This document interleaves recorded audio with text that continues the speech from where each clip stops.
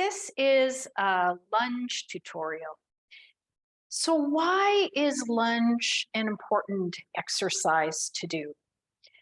Well, it helps to strengthen the area of the glutes, which is your bum, the back of your leg, which is your hamstring, and the front of your thigh, which is your quad. So it's really good for strengthening the glutes, hamstrings, and quads. And why that's important is when all these muscles are strong and working well, they're going to put less stress on the joints of your hip and your knee. So that's why it's important to do these exercises to get all those muscles stronger in a balanced way. The other thing that's really important about a lunge, so a lunge looks like this. And what's really important about getting stronger in a lunge is that it becomes a really important movement when you're transitioning down to the floor and back up again. So we definitely want to get stronger in this area in a balanced way. So what that means is we need to think really well about proper form. So I'm going to just face you to show you that when I step back with my right foot, for example, I don't want to be stepping back like I'm on a balance beam. I want to be stepping back so that my feet are tracking in the same width as my hips. So going back like that, so the feet are hip width apart. So to give you a side view here, I'm stepping back my right foot, my feet are hip width apart. You can see that my torso is upright and my gaze is at eye level. And what we want to do here is we want to think really well about the front knee and foot. So we're simultaneously bending both knees here. And you can see that my front knee is pointing towards my toes. So let me just show you this way. So hip width apart. And as I'm bending that front knee, you can see that my knee is tracking in the same line as my toes. What I often see in the classes is a tendency for the knee to travel in, which is going to create an imbalanced pull on your knee and could be a cause of knee pain.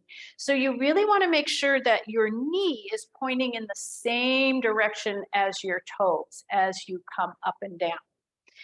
The other thing you want to think about is sometimes people tend to put more weight onto the back foot. You can even see how my torso's bending back. We actually want to have the torso upright or even slightly hip hinged forward, very slight, so that when you come down bending into both knees, most of the weight is on that front foot and in the heel.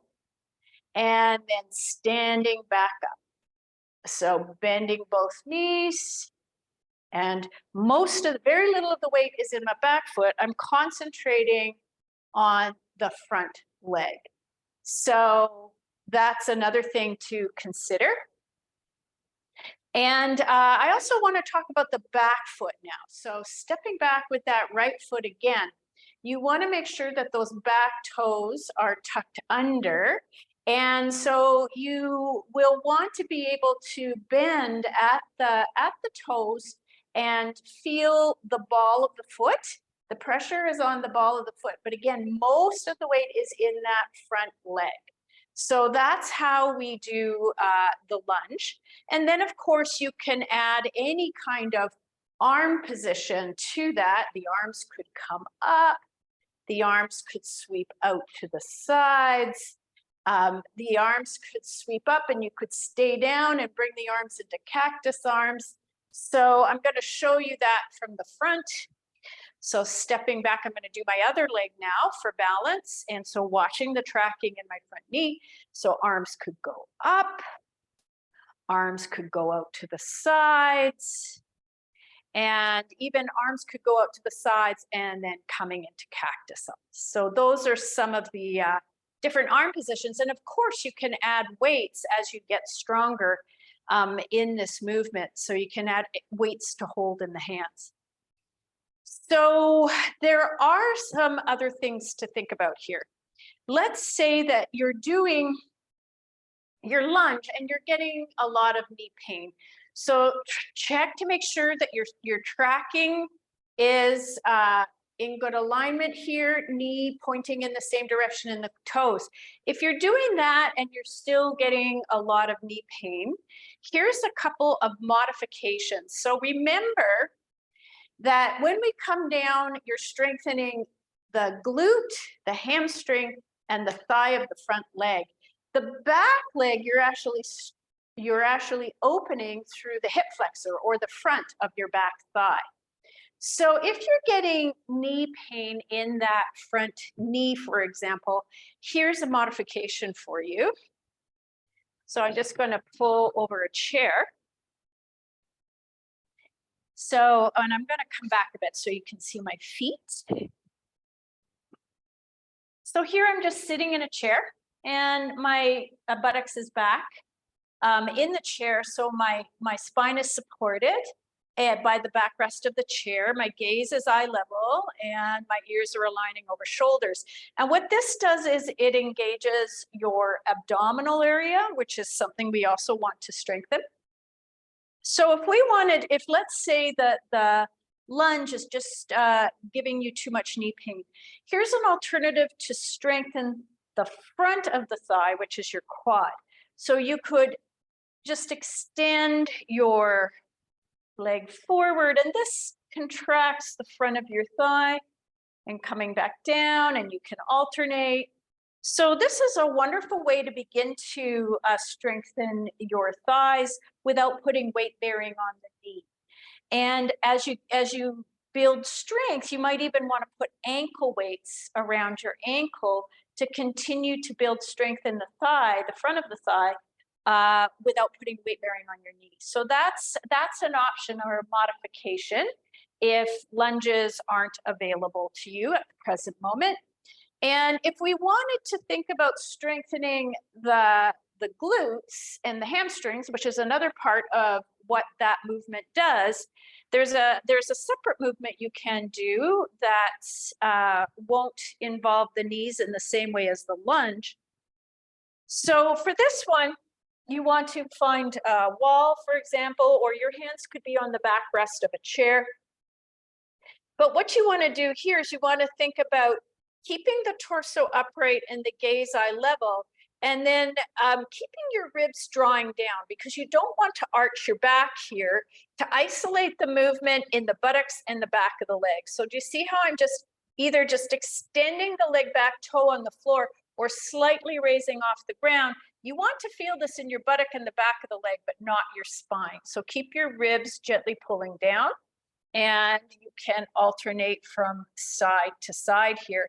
And so see how my toes tuck under here? So maybe you have arthritis in your big toe, for example, or maybe there's some pain in the ball of your foot and you're feeling uncomfortable with any pressure going down into that back foot onto the ball of the foot. That's actually something that happened to me at one point, and I had to find an alternative for the lunge until that area healed up a bit. So here's one option. Nice little footstool I got at Home Hardware. It's lightweight. And with this footstool, you can get the same benefit in the quads, in the hamstring, and the glutes that you get from the regular lunge by doing a step up. Now see how my torso is upright, and I'm really pushing off into my right glute and extending my left leg back here, coming back down, and then switching, stepping up, driving up with my left glute, extending my right leg back and coming up and down. And as you get stronger with this one, you could add weight. So this is a good alternative if you're having discomfort in the ball of the back foot, is this step up. And you can also do this with a bottom stair. The footstool is slightly higher. Now, there is a more advanced movement called the Bulgarian split squat, and I wouldn't recommend this for anybody beginning with the lunge movement. But let's say that you've done deep in the bones part 1, and you're doing deep in the bones part 2, which is designed to help people add more challenge and diversity to the strengthening program that we did in deep in the bones part 1. So if that's you and you are looking for more challenging ways to strengthen your glutes, your hamstring, and your quad, but without involving the back foot, here's something else you could explore: Bulgarian split squat. And so for this, I'm going to just put a little soft padding over the top of my stool. Now, to set myself up for this, I need to be able to come down to the ground, and I'm putting the top of my back foot up on the stool. And so the edge of the stool is right at where my shin bone meets the top of the foot, so that hinge at the ankle joint. And in this position, I've got my front foot forward here, and what I'm going to do is I'm going to come up and down. This is a much more challenging movement. You can see how the angle of my spine is similar to the angle of my front foot here, or front shin. So up and down.